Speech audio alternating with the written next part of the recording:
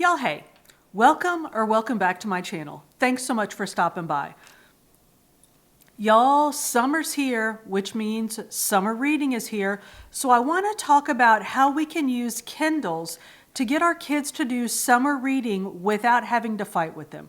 But before we get into all that, go ahead and like this video, subscribe to the channel if you haven't already, and hit that notification bell so you can keep up with the shenanigans. Y'all, if you've been around here for longer than, 5 seconds, you know that I'm a big fan of the Kindle. I have a bunch of Kindles, I read on them all the time, I like them. But what you might not know is that I'm a trained, licensed special ed teacher, and one of my absolute passions is working with struggling readers and encouraging them to read and even enjoy reading. One thing that I've found over the years is that if you can get kids engaged with reading technology, a lot of times that's all it takes to get them to want to read more. And y'all, what better way to get kids involved with reading technology than to get them an e-reader? Now, I'm going to be talking specifically about different Kindles and how you can use them to encourage your kiddos to read, but a lot of these features are available across e-reading devices. So let's just jump straight in and start talking about what we can do to get struggling or resistant readers to read. One of the first great advantages I think we find in the Kindle, and I feel like this is maybe an advantage for all of us, not just kiddos, is that it helps with focus. If you're reading on a designated e-reader versus reading on like a phone or a tablet or something, you won't be getting notifications for like your email or your favorite show has just dropped a new episode on Netflix or something. Reading on a designated e-reader will help you focus. And for folks with attention challenges, just the feel of the e-reader in your hand versus the feel of a book is advantageous, because when you're holding a book, a lot of times you're feeling like, say you're here in the book, you're feeling, oh, I have all this many pages left to read, or how many pages have I read, or wait, what was that picture on the cover? And you're fidgeting with the book. While you can do those things in an e-reader, you don't have the tactile input that encourages you to do that like you do with the physical book. So the e-reader helps you to focus. It also helps with organization, because like we saw in the video where we set up our Kindle, the last book that you read on your Kindle is available down here as a shortcut. So if you just touch that, it goes right to the last place that you were reading. And if you have multiple readers sharing the same Kindle, all you have to do is touch the book that you're reading, and that book will go to the page that you left off on. So even if you're not able to use the shortcut feature at the bottom of the Kindle, it still jumps you into the page where you were reading. So you don't have to keep up with the physical book with bookmarks or other ways to manage keeping up with where you were reading. The Kindle takes you right back to the spot where you left off. When I was in the classroom teaching special ed, we relied on technology a lot with our struggling readers, and one of the things that research showed and we saw in the classroom a lot was that if readers could see the text and hear the words read to them, it helped them become sort of immersed in the text that they were reading. Comprehension was better, focus was better, so any time that we could have the text in front of the learner and have the words read to them at the same time, it was a better experience for the learner. The Kindle will do that for you. Now, there are a couple of different ways to do that. The Kindle Fire gives you the option of text to speech. Once you've downloaded a book, if you just touch the middle of the screen and go to that AA menu, which is your font menu, go to More, and then go to Text to Speech. That turns on your text-to-speech option, and then when you're in the book, if you just touch the center of the screen again, down at the bottom you see you have a little play button,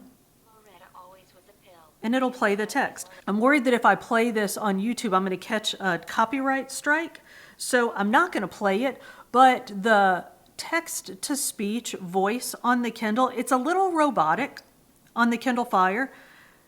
Another option, if you have the Audible version of the book, download it on your Kindle Fire, and then it gives you the option to play it. And y'all, this is super slick. Watch this. When you play This I am going to play for a second. I'm going to talk over it. But can you hear the words? See how it's highlighting the words as it's reading them? That's key for struggling readers, y'all. That does a variety of things. I'm going to stop this. But when it highlights the text as it's reading it, it does a couple of things. One, obviously it cues the reader to the word that it's on, but it also helps train the reader's eye to track, which if you're a neurotypical reader or a non-struggling reader, that probably doesn't even make sense to you because your eyes do that naturally, but often struggling readers have trouble tracking when they're reading. So setting up a reader to do that for them will help them learn and help their eyes train to track along the reading. So the Kindle Fire will do that. If you download the Audible book, it does that as you're reading it. So that's a fantastic option for struggling readers. If you don't have a Kindle Fire, there's also an option inside the sort of regular Kindles. If you go into your settings menu, and again, if you go to my how to set up your Kindle, this is all in there, how to get to the settings menu and all that. So go into your settings. The first thing that you have to do is turn on Bluetooth and then pair your Kindle with some kind of Bluetooth speaker or headphones or whatever you want the reader to be listening to the book on. So you pair it to a Bluetooth device and then go into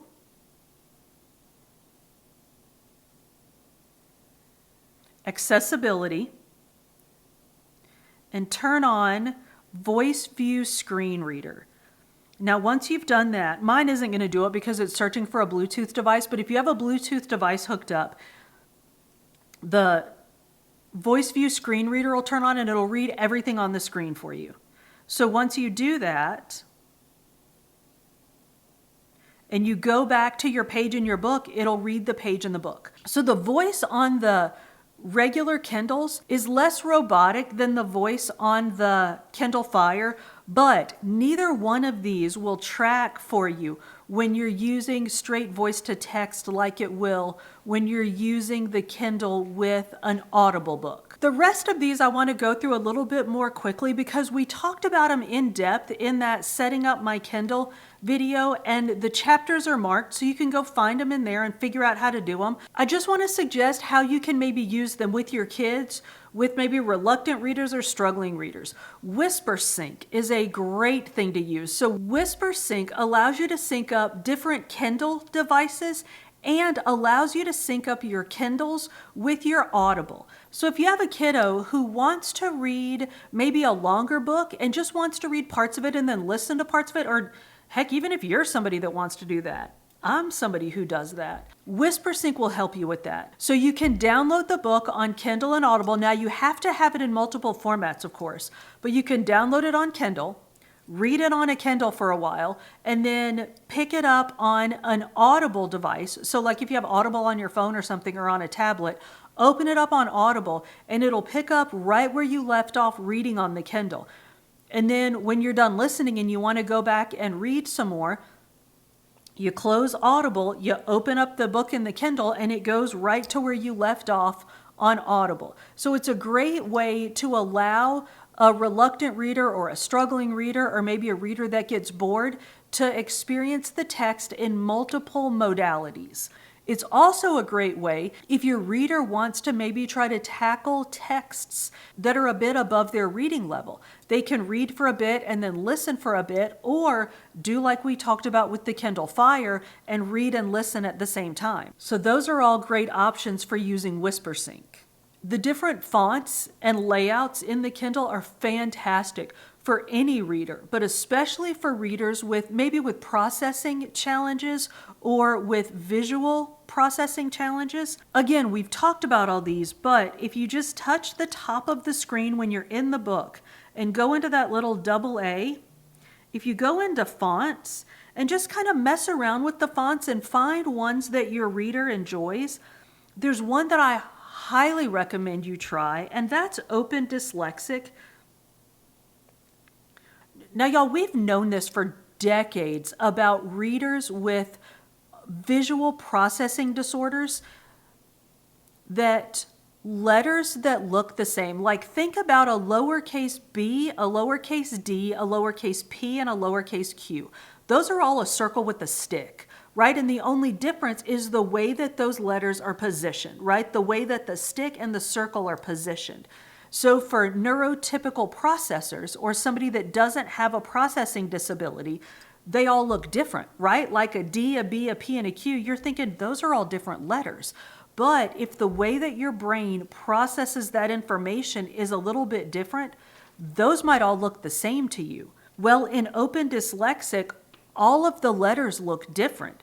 So a lowercase d and a lowercase b are shaded just a little bit differently. So to that neurodivergent reader, those letters look completely different, which is good. So it helps their brain to track that letter, like the physical symbol for that letter, onto the sound that the letter makes. Now, let me say this.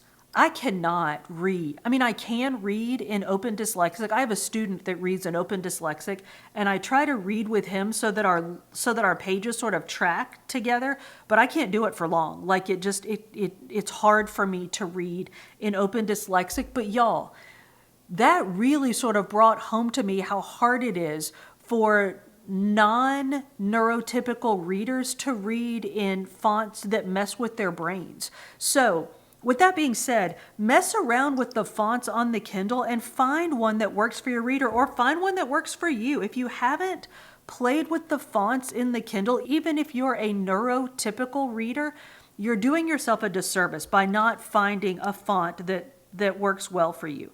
And maybe it's Bookerly. Y'all, I love Bookerly. That's like just the plain old font that the books come in.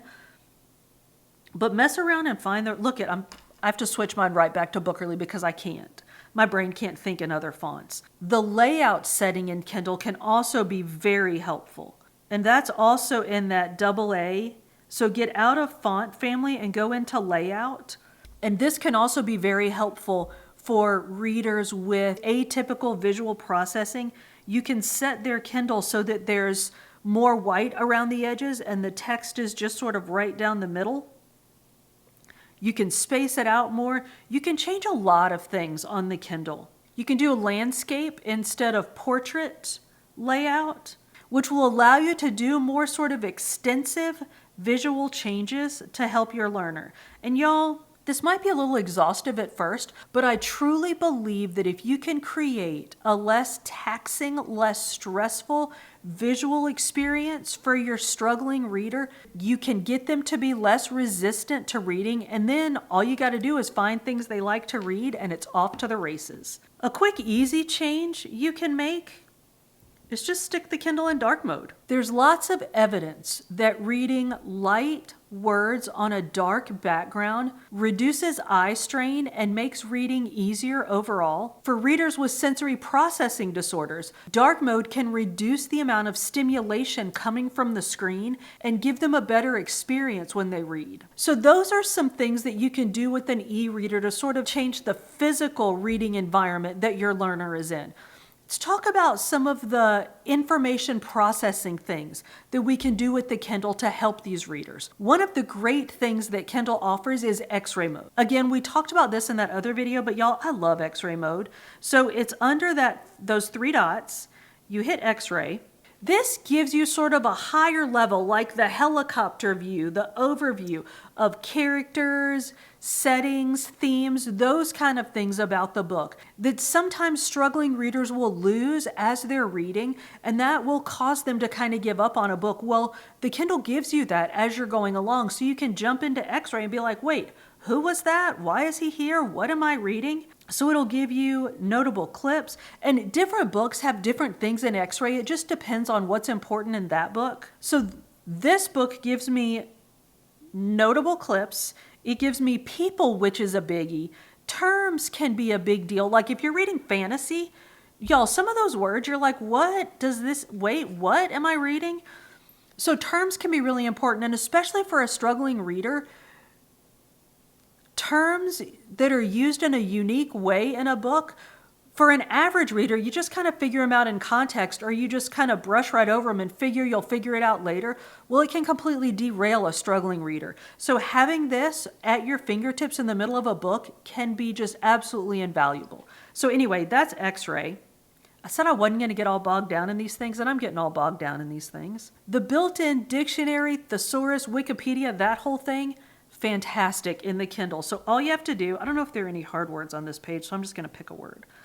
You long press a word, and it'll pop up dictionary, and then you can either highlight it, you can write a note on the word, or you can just swipe through. It starts off with the dictionary. You can go and see what Wikipedia has to say about it, or the translation of the word.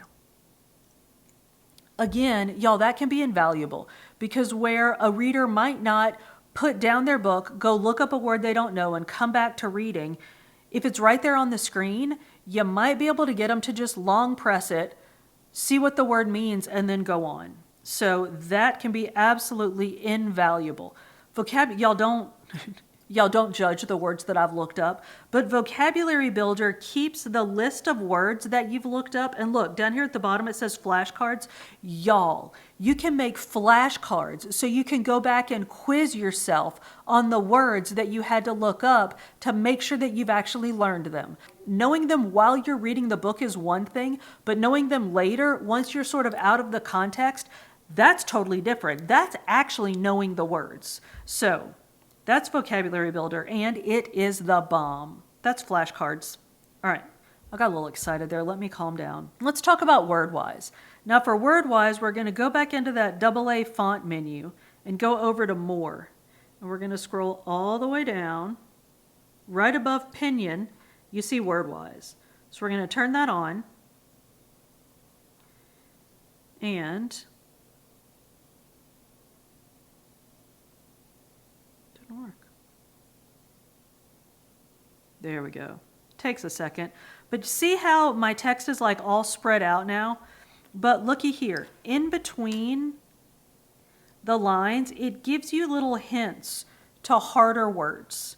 So y'all, game changer for struggling readers. Now, you got to sell them on dealing with this, like lines being all spread out. I have a reader who absolutely will not, like he will not.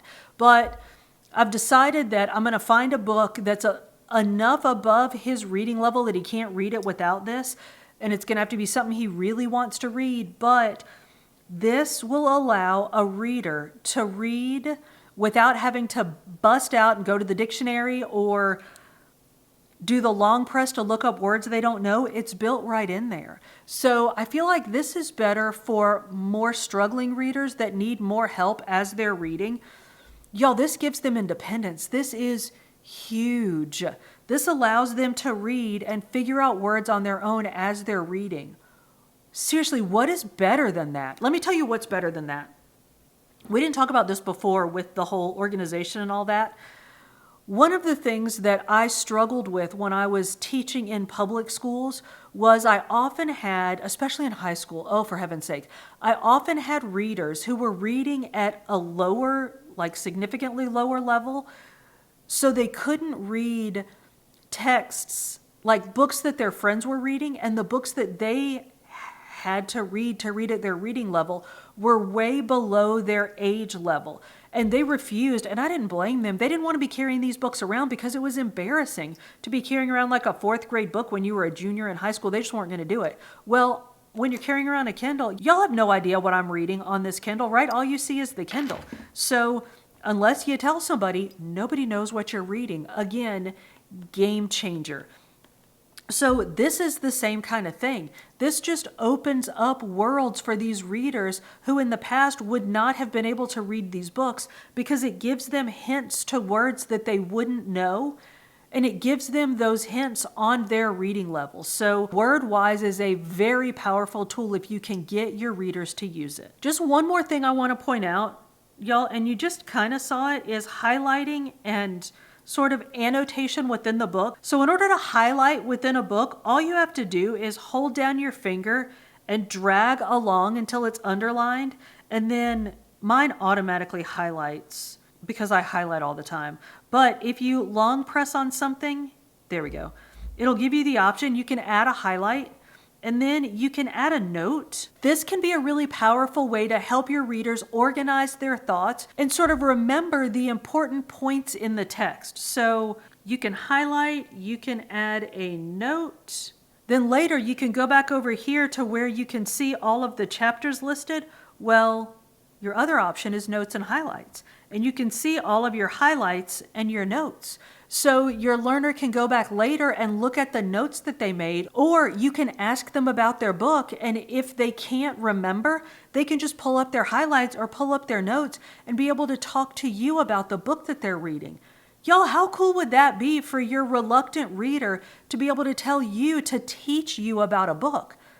That would be amazing. So y'all, there are just some ideas of how you can use an e-reader to encourage your reluctant readers to read. Did I miss any? If you have any ideas, let us know down in the comments, or if you have any questions, please share those down in the comments, and if I can't help you, hopefully somebody else can. Y'all, thank you so much for coming to my channel. If you made it this far, we're definitely friends. So go ahead and like this video, subscribe to the channel if you haven't already, and hit that notification bell so you can keep up with the shenanigans. I upload food and fitness videos the beginning of every week, with book videos sprinkled in between. See you on the next one.